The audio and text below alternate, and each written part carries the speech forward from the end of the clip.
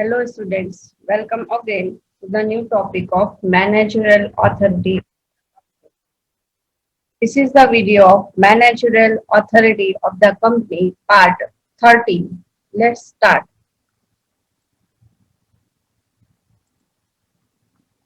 હવે આપણે આ વિડીયોમાં યુનિટ 1 નો પાર્ટ 4 મીન્સ લાસ્ટ ટોપિક છે તમારું DIN ડાયરેક્ટર આઈડેન્ટિફિકેશન નંબર બરાબર આ તમારું લાસ્ટ ટોપિક છે હવે એના જે અલગ અલગ ટાઈપ એના અંદર જે પોઈન્ટ્સ છે એના ઉપર હવે આપણે ડિસ્કશન કરશું DIN થી રિલેટેડ તો સૌથી પહેલા ઇન્ટ્રોડક્શન કે DIN શું છે ડાયરેક્ટર આઈડેન્ટિફિકેશન નંબર શું છે તો obtaining DIN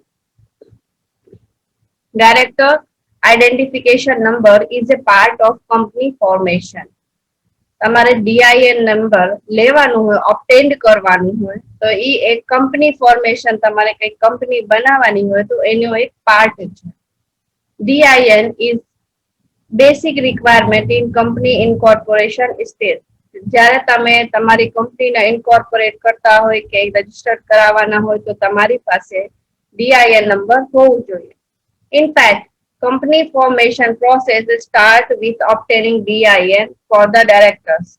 જે કંપની ફોર્મેશન ની પ્રોસેસ હોય છે એ કેવી રીતે સ્ટાર્ટ થાય છે તમારે આ જે DIN નંબર છે ડાયરેક્ટર્સ નું બરાબર એ ઓબ્ટેન્ડ કરીને જે ડાયરેક્ટર્સ છે એનું સૌથી પહેલા તમારે DIN નંબર લેવાનો પછી તમારી કંપની ફોર્મેશન સ્ટાર્ટ થશે એની process DIN is compulsory for each director. The person who holds DIN can be a director in a company. DIN number એક કમ્પલસરી છે બધા ડાયરેક્ટર માટે તમારી પાસે DIN નંબર હશે DIN હશે તો તે તમે કંપનીના ડાયરેક્ટર બની શકશો as per the provision પ્રમાણે all the existing and intending directors have to obtain DIN with the prescribed time frame હવે બધા જ જે ડાયરેક્ટર્સ છે જેમને તમારે કંપનીનું ડાયરેક્ટર બનાવવાનું હોય તો તમારે એની માટે એક ટાઈમ લિમિટ હોય છે એ ટાઈમ લિમિટની અંદર એમનો DIN તમારે ફાઇન્ડ કરાવી લેવાનું હોય કઢાવી લેવાનું હોય DIN is a mandatory requirement to be appointed as a director in a company એ એક તમારો DIN નંબર કમ્પલસરી હોય છે તમારે કંપનીમાં ડાયરેક્ટર તરીકે અપોઇન્ટ થવાનું હોય તો DIN is a basic qualification to be director in a company.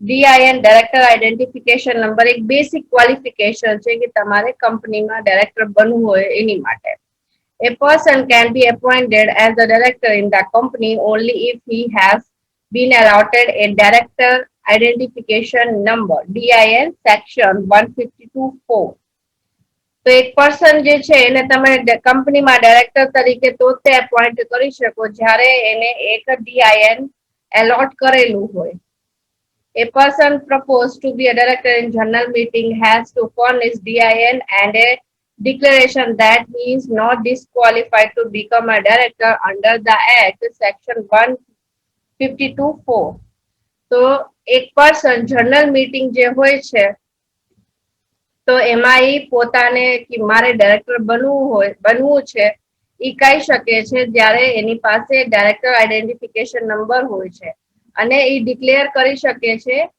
કે એ ડિસ્ક્વોલિફાઈડ નથી મીન્સ એની પાસે બધી ક્વોલિફિકેશન છે ડાયરેક્ટર્સ બનવા માટે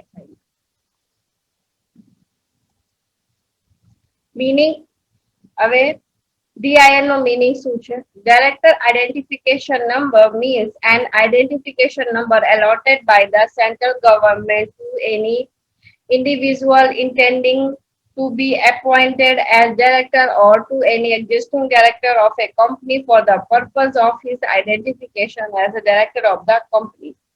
જે DIN હોય છે એ એક આઈડેન્ટિફિકેશન નંબર હોય છે એને સેન્ટ્રલ ગવર્મેન્ટ આપે છે એ નંબર બરાબર એલોટ કરે છે હવે શેની માટે એલોટ કરે છે કે તમારે કોઈ પર્સનને ડાયરેક્ટર બનાવવું હોય તો તમારે પહેલા એ નંબર એને અપાવવાનો પછી તમે એને ડાયરેક્ટર બનાવી શકો છો or to any existing director या कोई existing director होए कंपनी नो for purpose of his identification તો એની આઈડેન્ટિફિકેશન શું છે? તો ડીઆઈએન એની પાસે હશે તો એની આઈડેન્ટિફિકેશન થાય છે ડાયરેક્ટરની, કે ડાયરેક્ટર છે કંપનીનો, એની પાસે ડાયરેક્ટર આઈડેન્ટિફિકેશન નંબર છે, એની આઈડેન્ટિટી તરીકે વર્ક કરે છે. There is a prescribed form, E-form DIR3, to be used for this purpose. હવે આ પર્પઝ માટે આપણે કયા ફોર્મ યુઝ કરીએ છીએ? E-form DIR3. Director's name, photograph, identity proof, address proof and other documents are necessary. આની અંદર ડાયરેક્ટરનું નામ, ફોટોગ્રાફ, એના identity proof, address proof and other documents, અને જે પણ એમાં બીજા ડોક્યુમેન્ટ્સ નેસેસરી હોય એ એમાં લગાડવાના હોય. DIN can be obtained through online process. DIN તમે ઓનલાઈન પ્રોસેસ થ્રુ લઈ શકો છો, મીન્સ ઓનલાઈન એપ્લિકેશન તમે ભરીને DIN નંબર પોતાની માટે એપ્રુવ કરી એલોટ કરાવી શકો છો. The MCA website http www.mca.gov.in guides about how to obtain DIN. જે MCA વેબસાઇટ છે એ તમને ગાઈડ કરશે, તમને બતાવશે કે તમારે કેવી રીતે DIN લેવાનું રહેશે, એલોટ કરાવવાનું રહેશે. Provisions of Rule 2D. Rule 2D of Companies, Appointment and Qualification of Directors Rules 2014 makes provisions for requirement of DIN of directors. જે રૂલ 2D છે કંપનીઝ રૂલ્સ 2014 માં એમાં એક પ્રોવિઝન્સ બનાવેલું છે કે DIN નંબર કેમ રિક્વાયરમેન્ટ છે ડાયરેક્ટર્સ માટે. The rule provides that first one, that director identification number obtained by the individuals prior of the notification of these rules shall be the DIN for the purpose of the Companies Act 2013.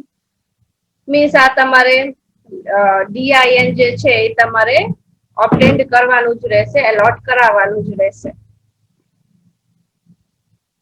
અને ઈ શેમાં લખેલું છે? તમારે companies act 2013 માં. Second one, director identification numbers include the designated partnership identification number DPIN issued under 7 of the Limited Liability Partnership Act 2008 and rule made thereunder.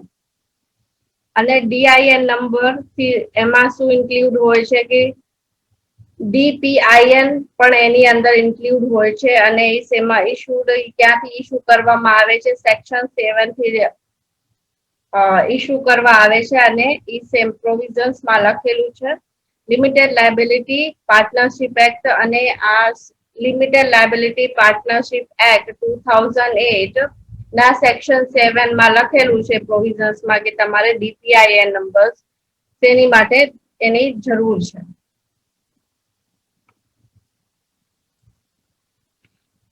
Important provisions for DIN under the Act. કયા કયા important provisions છે DIN માટે act પ્રમાણે? So let us discuss basic provisions relating to DIN in two heads, such as બે points માં આપણે જોઈએ. તો સૌથી પહેલો છે સેક્શન્સ એપ્લિકેબલ ટુ DIN. કયા કયા સેક્શન્સ છે DIN માટે એમાં એપ્લાય થાય છે? તો section 153 to 159 of the Companies Act. Companies Act ના સેક્શન 153 થી 159 જોવાના છે આપણે. હવે સેકન્ડ છે rules. Rules applicable to DIN. કયા કયા રૂલ્સ એપ્લિકેબલ છે? તો rule 9 to 12 of the Companies Rule 2014. 2014 ના Companies Rule માં 9 to 12 માં DIN માટેના રૂલ્સ લખેલા છે જે એમાં એપ્લાય થાય છે. બરાબર? તો સૌથી પહેલો આપણે કયો પોઈન્ટ આવે છે? Sections applicable to DIN. તો sections 153 to 159 of the Companies Act 2013 makes following provisions relating to DIN. તો કયા કયા પ્રોવિઝન્સ બનાવ્યા છે DIN થી રિલેટેડ? 153 થી 159 સુધી આપણે જોવાનું છે.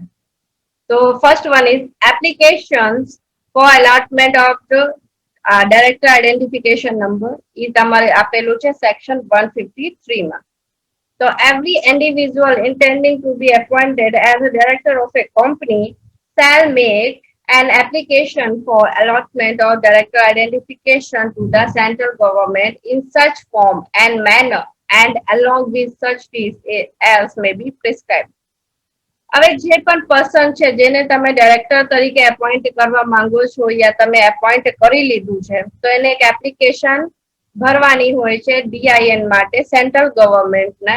એમાં એક ફોર્મ આપેલું હોય છે, એ ફોર્મ તમારે ભરવાનું, એમાં ડિટેલ્સ તમારી કમ્પ્લીટ ભરવાની અને જે પણ ફીસ એમાં લખેલી હોય તમારે ફીસ એમાં ભરવાની રહેશે. તો આ તમારે ઇન શોર્ટમાં તમારી એપ્લિકેશન સેન્ટ્રલ ગવર્મેન્ટને સેન્ડ કરવાની રહેશે કે તમે સેન્ટ્રલ ગવર્મેન્ટ તમને એક ડીઆઈએન એલોટ કરે. Second number, allotment of director identification number, section 154. So the central government shall within 1 month from the receipt of the application under section 153 allotted DIN to an applicant in such manner as may be prescribed. So 1 month ની અંદર મતલબ જે દિવસેથી તમે application નાખી central ગવર્મેન્ટને તો એ દિવસથી 1 મંથની within 1 month central government તમને જે એપ્લિકેન્ટ છે એને એક ડીઆઈએન નંબર ડીઆઈએન એલોટ કરી દે છે જે પણ પ્રિસ્ક્રાઇબ્ડ છે એવી રીતે. Third one, prohibitions to obtain more than one director identification number, section 155.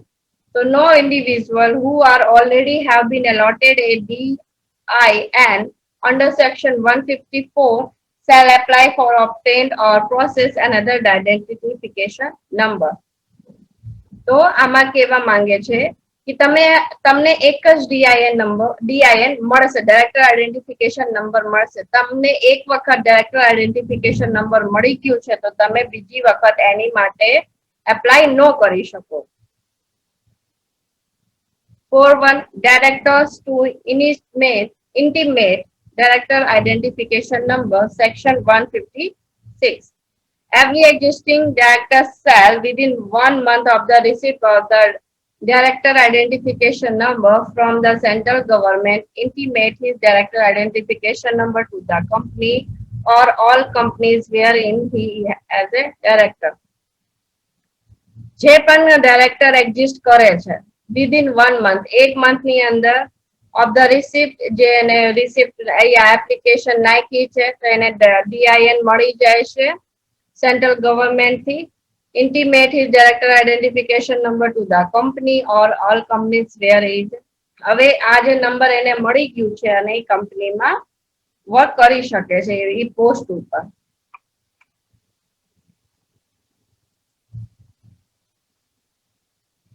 Fifth one, company to inform director identification number to registrar, section 157. So furnishing DIN to the register and consequence of failure to furnish DIN. એમાં બે part છે. તો સૌથી પહેલા furnishing DIN to the registrar.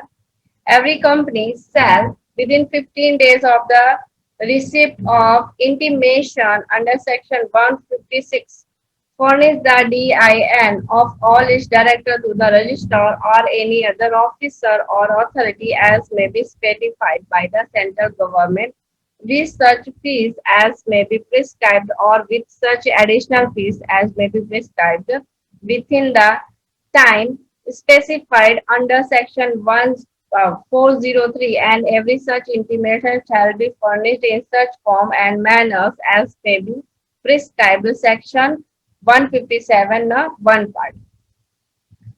તો every company shall જે પણ company છે બરાબર within 15 days of the receipt of the intimation જે તમારે ડાયરેક્ટર્સ છે બરાબર within 15 days 15 દિવસની અંદર receipt of intimation under section 156 furnish the.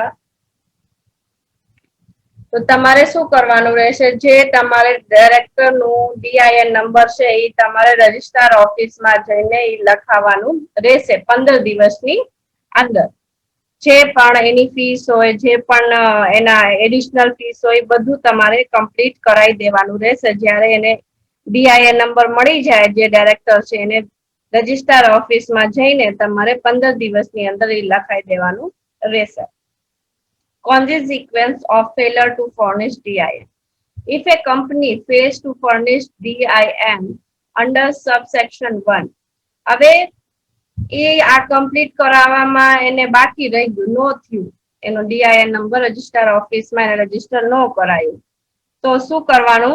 Before the expiry of period is specified under section 403 with additional fees, the company shall be punishable with fine which shall not be less than 25,000 rupees but which may extend to 1 lakh rupees.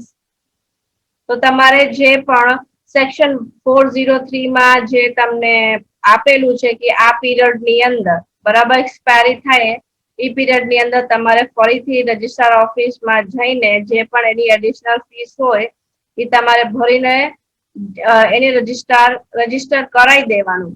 અગર તમે એમાં fail થયા તો તમને fees ભરવી, એના fine ભરવું પડશે પનિશમેન્ટ તરીકે. હવે એનું ફાઇન કેટલું હશે? 25,000 rupees.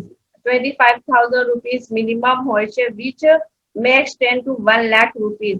અને ઈ 1 લાખ રૂપીસ સુધી 1 લાખ રૂપીસ સુધી વધી શકે છે, મીન્સ 25 થી 1 લાખ સુધી. And every officer of the company who is in default shall be punishable with fine. અને જે પણ ઓફિસર, કંપનીના ઓફિસર એમાં ફોલ્ટમાં આવશે એને પણ પનિશમેન્ટ દેવામાં આવશે, એને પણ ફાઇન ભરવાનું આવશે. અને જે which shall not be less than 25,000 rupees. અને એને તે કેટલું ફાઇન મિનિમમ ભરવાનું રહેશે? 25,000 rupees ભરવાનું રહેશે. But which may extend to 1 lakh rupees. અને ઈ તે 1 લાખ રૂપિયા સુધી 1 લાખ રૂપિયા સુધી વધી શકે છે. મીન્સ જેવી રીતનો એમને પનિશમેન્ટ આપવાની હોય, 25 થી 1 લાખ સુધી ગમે તે ફાઇન ચાર્જ કરી શકે છે. તો આ શેમાં છે?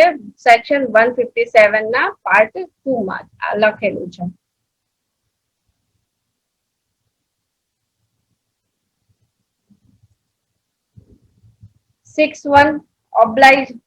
Obligation to indicate director identification number. Section 158. Every person or company while furnishing any return information or particulars as are required to be furnished under this act shall mention the director identification number in such returns information or particulars in case such returns information or particular related to the directors or contains any reference of any directors. જે પણ person છે યા company છે, જ્યારે એ પોતાના return ભરતા હોય બરાબર, એનું પ્રોવિઝન્સ એની માટે બનાવેલા છે, તો તમારે એની અંદર એક્ટ પ્રમાણે બરાબર એને જે રિટર્ન તમારું છે એમાં તમારે જે પણ ડાયરેક્ટર છે એનું ડીઆઈએન નંબર તમારે એમાં ભરવાનું રહેશે. એમાં એટલું જ કહેવા માંગે છે. 7 number, punishment for contravention. Section 159.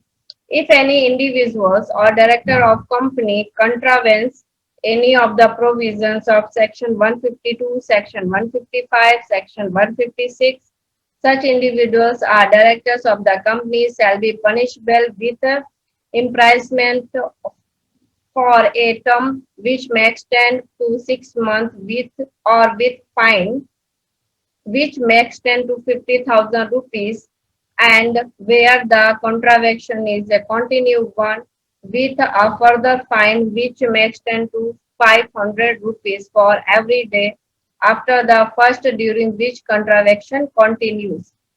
હવે જે પણ ડાયરેક્ટર છે, અલગ અલગ જે પણ ઇન્ડિવિજ્યુઅલ ડાયરેક્ટર છે કંપનીના, તો એ સેક્શન 152, 155, 156 ના પ્રમાણે એ કઈ કન્ટ્રાવેક્શનમાં આવ્યા છે યા કઈ ફોલ્ટમાં આવ્યા છે, તો કંપની એમને એવા ડાયરેક્ટર્સને પનિશમેન્ટ આપી શકે છે. 6 મંથ માટે થઈને એમને કાઢી શકે છે યા એમને પાસેથી ફાઇન લઈ શકે છે 50,000 રૂપીસ સુધી, યા જે મેમ્બરને, જે ડાયરેક્ટર બરાબર જેને એવું ફોલ્ટ કર્યું હોય, જે પર્સન ફોલ્ટમાં હોય, તો જે દિવસથી ફોલ્ટમાં છે પર ડે 500 રૂપીઝ ફાઇન કરી શકે છે, પણ જ્યાં સુધી એમનું જે કન્ટ્રાવેક્શન છે કોન્ટિન્યુ રહેશે, મીન્સ જ્યાં સુધી પ્રોબ્લેમ સોલ્વ ન થઈ જાય ત્યાં સુધી.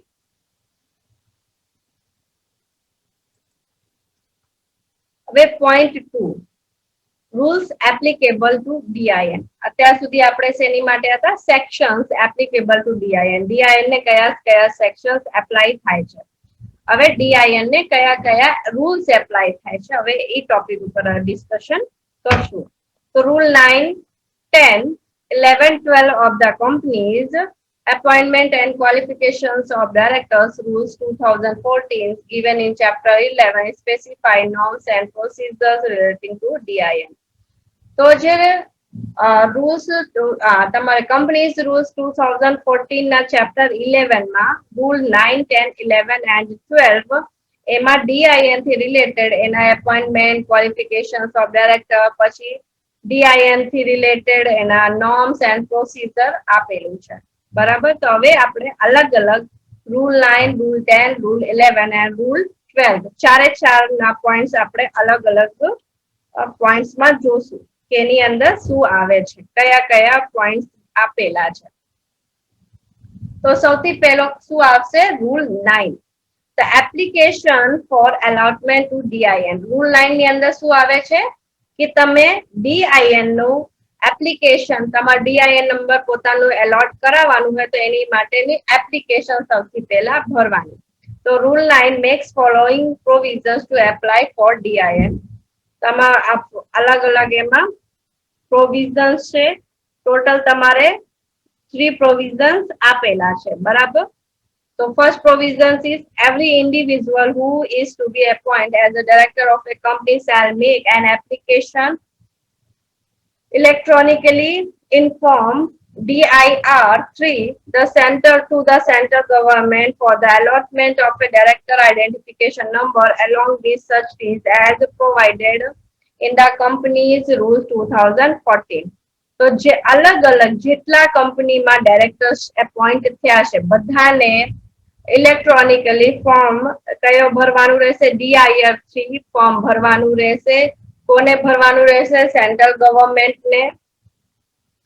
બરાબર, અને સેન્ટ્રલ ગવર્મેન્ટ એને એક ડીઆઈએન નંબર એલોટ કરશે અને ફોર્મ ભરવાનું, તમે જ્યારે ફોર્મ ભરતા હોય તો એમાં કંપનીઝ રૂલ 2014 પ્રમાણે એમાં ફીસ લખેલી છે, એ ફીસ પણ તમારે એમાં દેવાની રહેશે.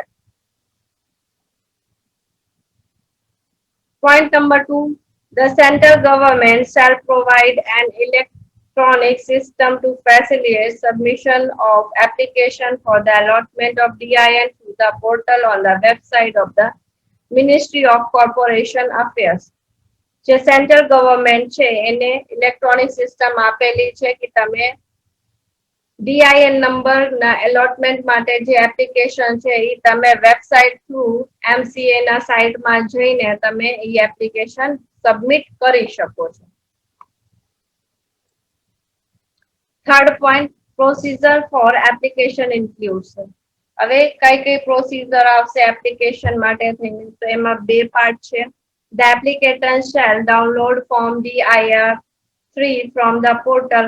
તો જે એપ્લિકેન્ટ છે એને સૌથી પહેલા શું કરવાનું? DIR3 ફોર્મ ડાઉનલોડ કરવાનું. Fill in the required particular short therein and sign the form. તો એમાં જે રિક્વાયરમેન્ટ્સ હોય એને ફિલ કરી દેવાની અને સાઇન કરી દેવાનું. And after attaching copies of the necessary document, scan and file the entire set of documents electronically. પછી એમાં જે છે પણ એને ડોક્યુમેન્ટ્સ માંગ્યા હોય અને તમને જે લાગતા હોય એની કોપી અટેચ કરી દેવાની અને સ્કેન કરીને ફાઇલ કરીને એમાં ડોક્યુમેન્ટ્સમાં નાખી દેવાનું electronically. The documents to be attached include, હવે ડોક્યુમેન્ટ્સ કયા કયા હશે? એની અંદર ફોટોગ્રાફ્સ હશે, proof of identity proof હશે, proof of residence, તમે ક્યાં રહો છો એનું proof હશે, verification by the applicant for applying for allotment of DIN in form DIR4 તો એપ્લિકેન્ટ નું વેરિફિકેશન થશે, એની માટે એનું ફોર્મ આવશે, DIR ફોર્મ ભરવાનું રહેશે. Fifth one specimen signature duly verified, પછી એમાં સાઇન આવશે. આટલી વસ્તુ તમારે અટેચ કરવાની રહેશે DIR3 ફોર્મમાં. B part for DIR3 shall be signed and submitted electronically. તમે DIR3 ફોર્મ સાઇન કર્યું અને ઇલેક્ટ્રોનિકલી સબમિટ કરી દીધું, બરાબર, by the applicant using his or her own digital signature certificate. પોતાના ડિજિટલ સિગ્નેચર સર્ટિફિકેટ થી કોને સાઇન કરી હશે? એપ્લિકેન્ટ, બરાબર. and shall be verified digitally by, એને કોને કોને જે પણ એને ઇન્ફોર્મેશન ભરી છે કોને કોને વેરીફાઈડ કરી હશે?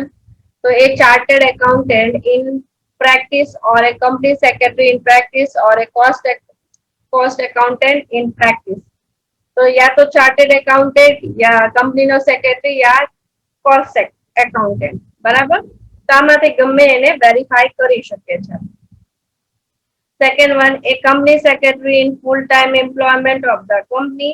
એ કંપની સેક્રેટરી જે ફૂલ ટાઈમ એમ્પ્લોયમેન્ટ છે કંપનીનું, or by the managing director, या managing director through, or director of the company in which, या કંપનીનો જે ડાયરેક્ટર છે, in which the applicant is to be appointed as director, જેને એપ્લિકેન્ટને appointment આપ્યો છે એઝ અ ડાયરેક્ટર, બરાબર. તો આ બે વસ્તુ, બે જગ્યા તમારે વેરીફાઈડ કરાવવાનું, પછી તમારે એને DIR3 ફોર્મને સબમિટ કરવાનું. તો આ વિડિયો લેક્ચર હવે તમારું અહીંયા કમ્પ્લીટ થાય છે. નેક્સ્ટ વિડિયો લેક્ચરમાં આપણે રૂલ 10, 11 and 12 આ ત્રણ ટોપિક ઉપર ડિસ્કશન કરશું, પછી તમારું ચેપ્ટર કમ્પ્લીટ થઈ જશે. Okay, thank you.